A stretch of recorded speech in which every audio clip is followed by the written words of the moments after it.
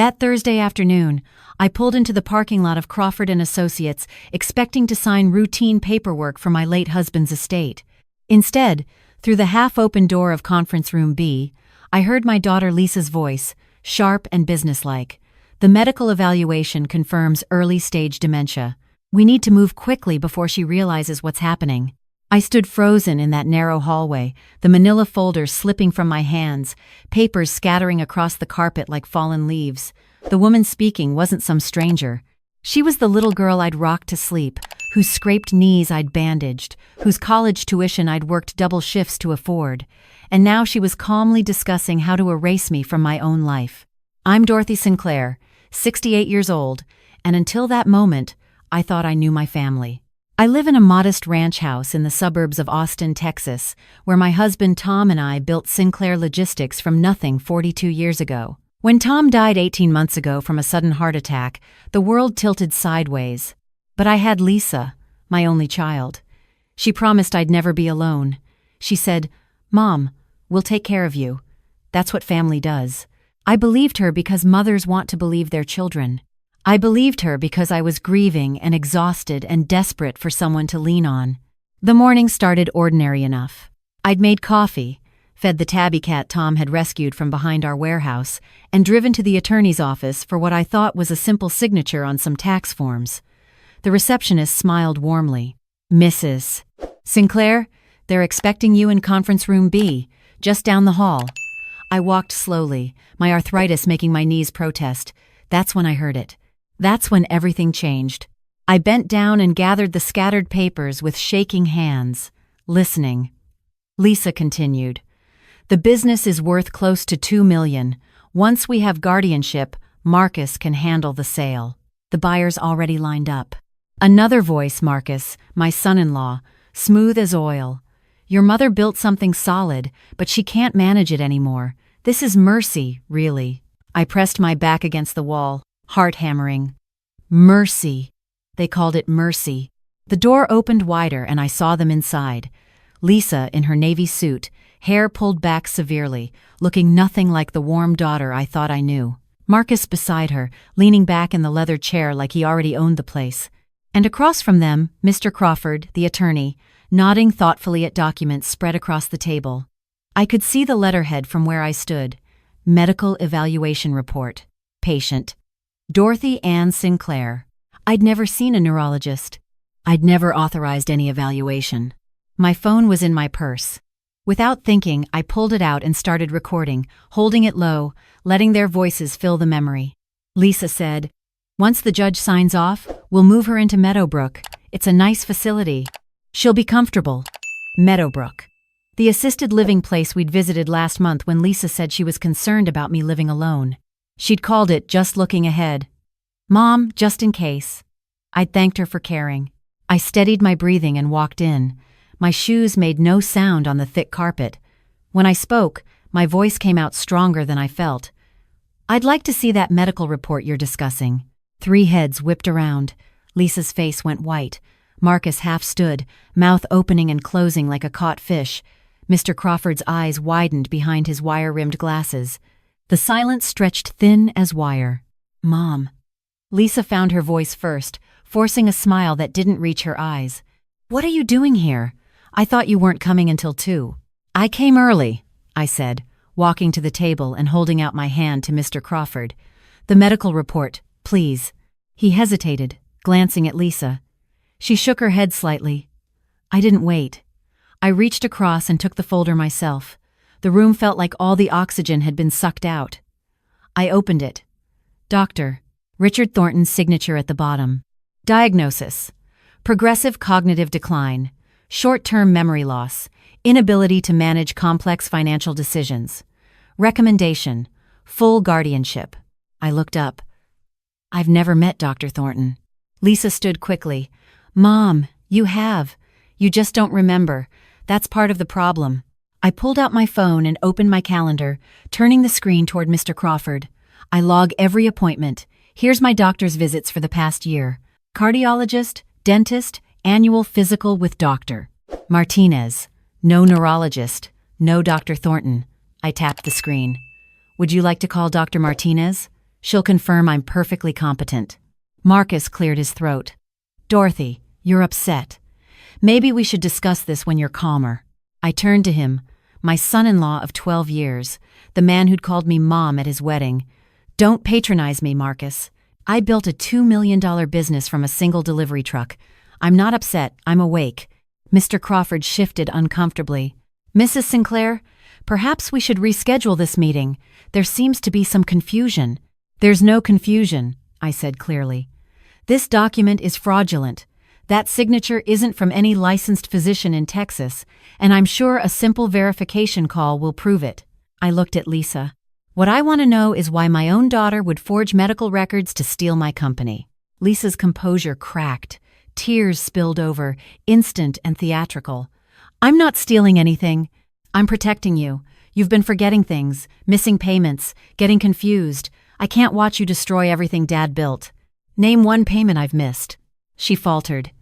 You forgot the quarterly tax deadline. I filed it 2 weeks early. The receipt's on my desk. I kept my voice level.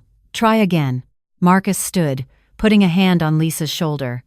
This isn't helping anyone. Dorothy, we love you. We're trying to do what's right. I looked at the man who'd sat at my table every Sunday for 12 years, who'd eaten my pot roast and laughed at Tom's jokes. If you loved me, you wouldn't be selling my company behind my back while I'm still breathing. I turned to Mr. Crawford. I'm placing a formal complaint about this fraudulent documentation. I expect you'll report this to the state bar. His face went gray. I tucked the folder under my arm.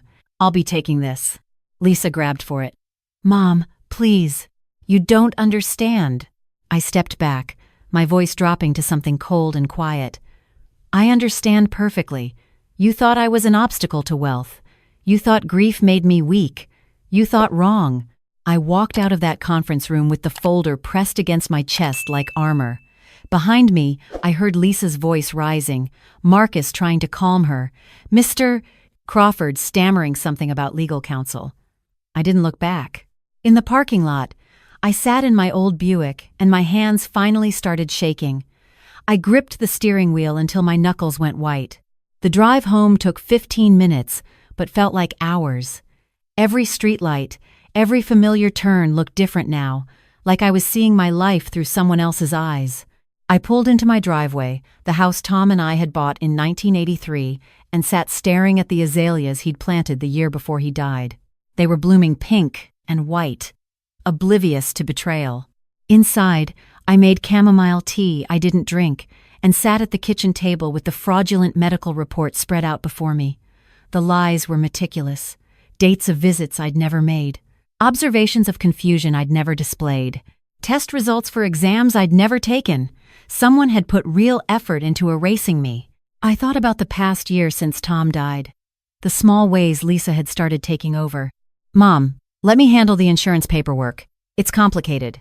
Mom, why don't you let Marcus review the company contracts? He's got a business degree. Mom, you should think about simplifying your finances. Each time, it sounded like love, like a daughter caring for a grieving mother.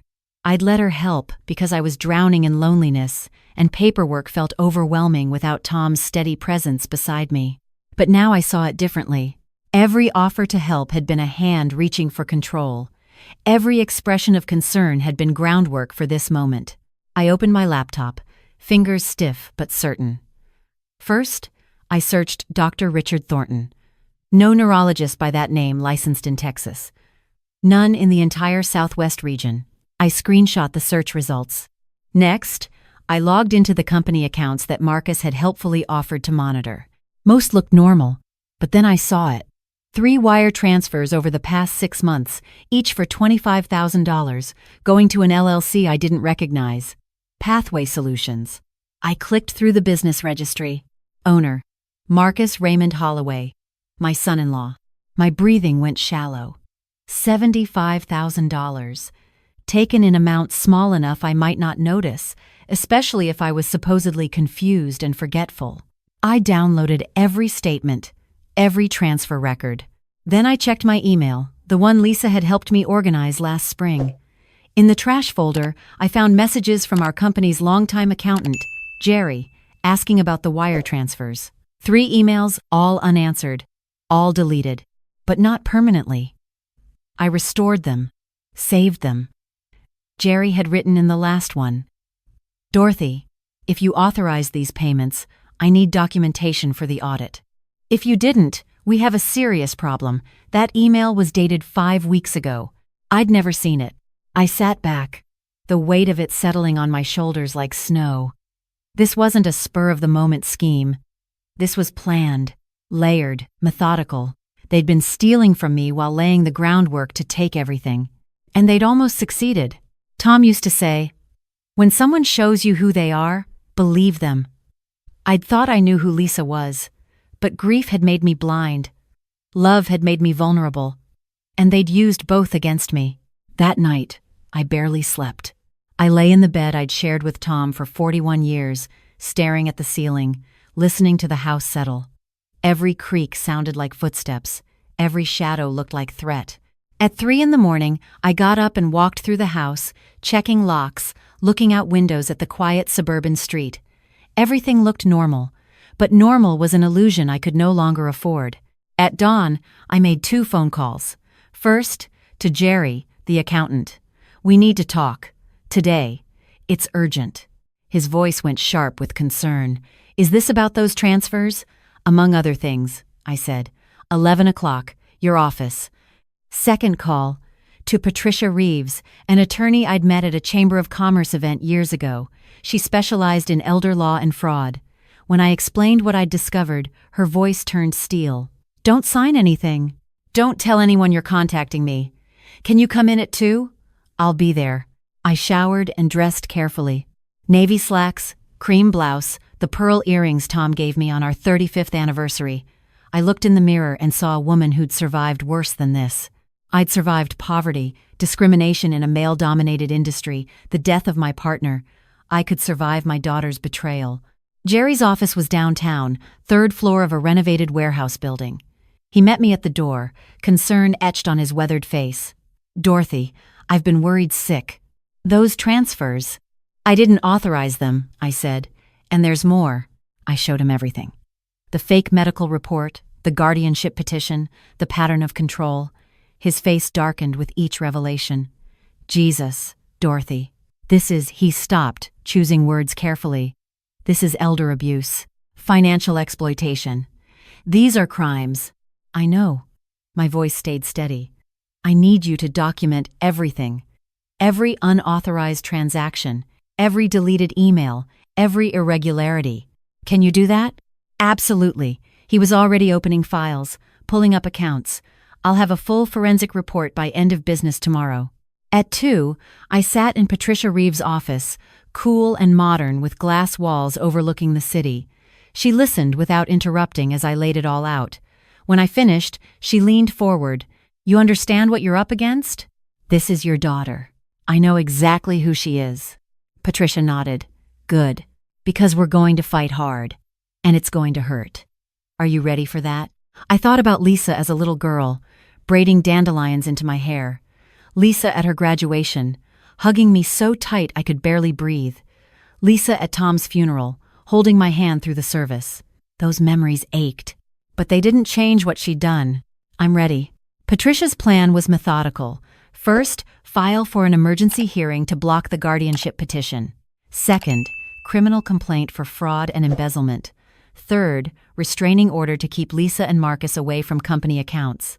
"This will move fast," she warned. "Once we file, they'll know you're fighting back." "Good," I said. "Let them know." That evening, I went to the office, Sinclair Logistics, the warehouse and office space Tom and I had bought 30 years ago. Our 10 employees had gone home for the day. I walked through the quiet building, past the dispatch desk, through the garage where our 6 trucks sat in neat rows. This place smelled like diesel and cardboard and hard work. Every square foot held memories. I went to Tom's old office, now technically mine, though I'd barely used it since he died. I sat in his chair and pulled out my phone. I opened the video I'd recorded at the lawyer's office, listening again to Lisa's cold voice. "Once we have guardianship, Marcus can handle the sale." I watched it 3 times, each time feeling the knife twist deeper. Then I saved it to 3 different clouds: evidence, proof, my weapon. The next morning, Patricia filed the emergency motion. By noon, Lisa called. Her voice was shrill, panicked. "Mom, what are you doing? The lawyer just called us. You're fighting the guardianship? You need help." "I don't need the kind of help that steals $75,000. Silence. Then carefully, "I don't know what you're talking about." "Pathway Solutions LLC, Marcus's company, 3 wire transfers. Want me to keep going?" Her breathing changed. "Mom, you're confused. Those were authorized for company expenses. Then you'll have receipts, invoices, contracts. I'll wait." More silence. Then the mask dropped completely. Her voice went cold. "You're making a mistake. If you fight this, everyone will know. Everyone will see you're not capable." "Is that what you want? People thinking you've lost your mind?" Something inside me went very still, very clear. "What I want," I said quietly, "is for my daughter to remember I taught her better than this." I hung up. The hearing was set for 2 weeks out. In that time, Jerry delivered a 40-page forensic report documenting every financial irregularity. Patricia hired a private investigator who discovered Marcus had been in contact with a commercial real estate buyer for 9 months, negotiating the sale of my company. The investigator also found that Dr. Thornton was actually a signature stolen from a retired physician in New Mexico who died 5 years ago. Lisa and Marcus hired aggressive attorneys. They claimed I was paranoid, that grief had affected my judgment, that I was seeing conspiracy where there was only love. They produced witnesses, neighbors who'd seen me confused about trash day, friends who said I'd forgotten lunch dates. Each claim was flimsy, easily countered, but the pile of them created a narrative. The night before the hearing, Lisa came to my house. I watched through the window as she sat in her car for 10 minutes before finally getting out.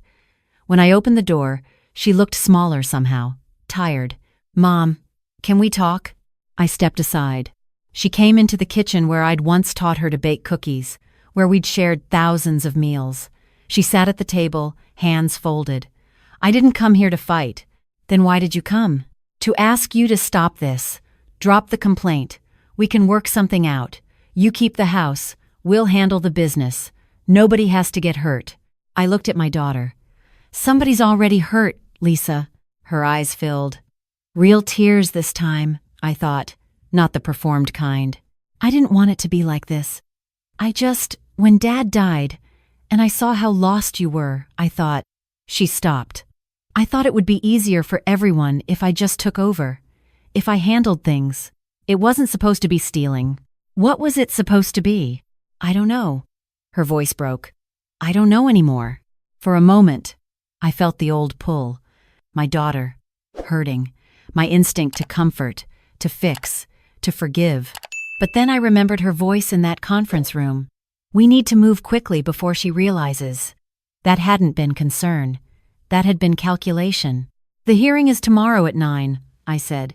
"If you have something true to say it to the judge." She left without another word. The courtroom was smaller than I expected. Judge Margaret Chen presided, a sharp-eyed woman in her 50s who'd spent years in elder law before taking the bench.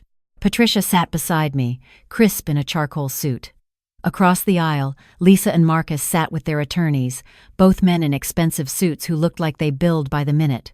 Judge Chen called the proceedings to order. "This is an emergency hearing on a petition for guardianship filed by Lisa Holloway regarding her mother, Dorothy Sinclair. Mrs. Sinclair is contesting the petition. Let's begin." Lisa's attorney stood.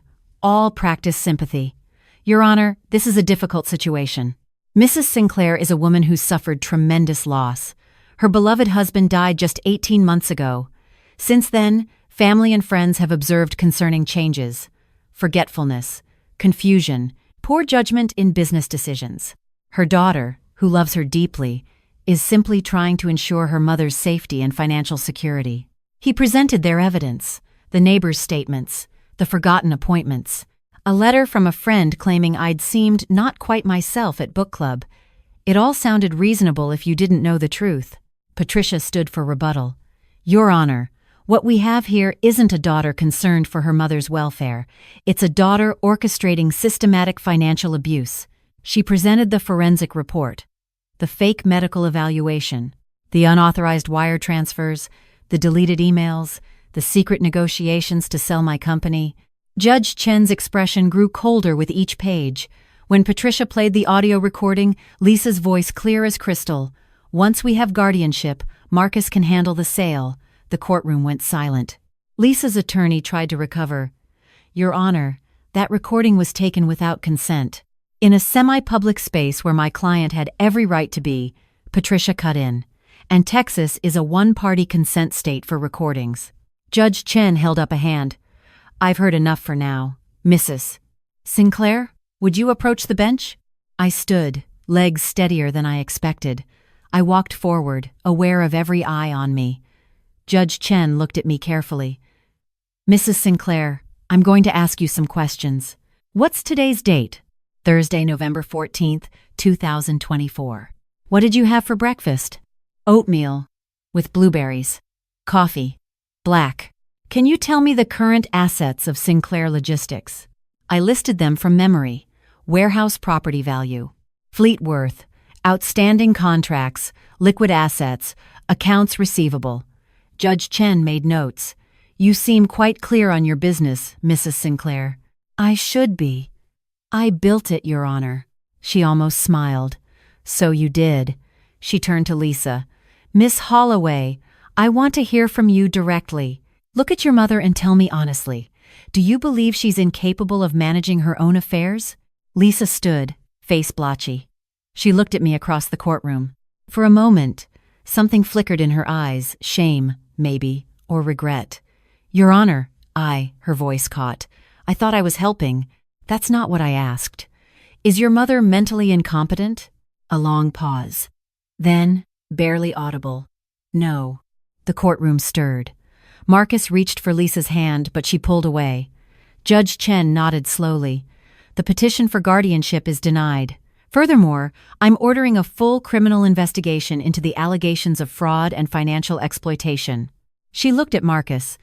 "Mr. Holloway, you're not to access any accounts or assets related to Sinclair Logistics pending investigation. Miss Holloway, the same applies to you." She brought down the gavel. The sound echoed like thunder. In the hallway afterward, Lisa approached me. Marcus hung back, looking gutted. "Mom, I'm so sorry. I know that's not enough." But she couldn't finish. I looked at my daughter. "You taught me something, Lisa. You taught me that being a mother means loving someone enough to hold them accountable. I love you. But I can't trust you." "I know." Tears streamed down her face.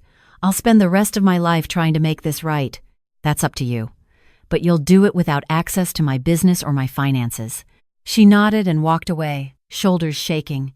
Marcus followed, neither of them looking back. The criminal investigation took 3 months. In the end, Marcus pled guilty to embezzlement and fraud. He was sentenced to 2 years in prison and ordered to repay every cent with interest. Lisa, as an accomplice, received 2 years of probation and 500 hours of community service. The judge was clear. Her cooperation in admitting the truth had saved her from harsher consequences, but consequences there would be. I sold Sinclair Logistics 6 months later on my terms, to a buyer I vetted carefully. The sale netted me enough to live comfortably and to start something Tom and I had always dreamed about. A small foundation providing business microloans to women over 50, starting their own companies.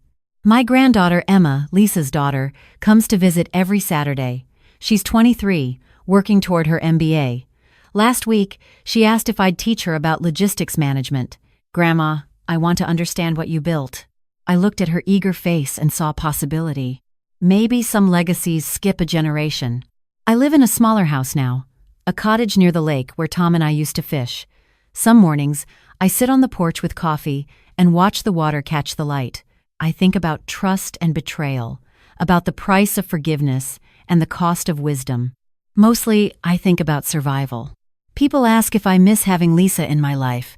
The answer is complicated. I miss who I thought she was. I grieve the daughter I believed I had, but I don't miss the lies. And I won't apologize for saving myself. Last week, I got a letter from Lisa. She's in therapy. She's working at a nonprofit for half her former salary. She wrote, "I can't undo what I did, but I'm trying to become someone you could be proud of again. I haven't answered yet. Maybe I will. Maybe forgiveness comes slowly, in small pieces, or maybe some wounds change shape but never fully heal.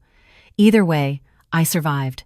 I'm still here, still sharp, still standing. They tried to write me out of my own story, but I took back the pen.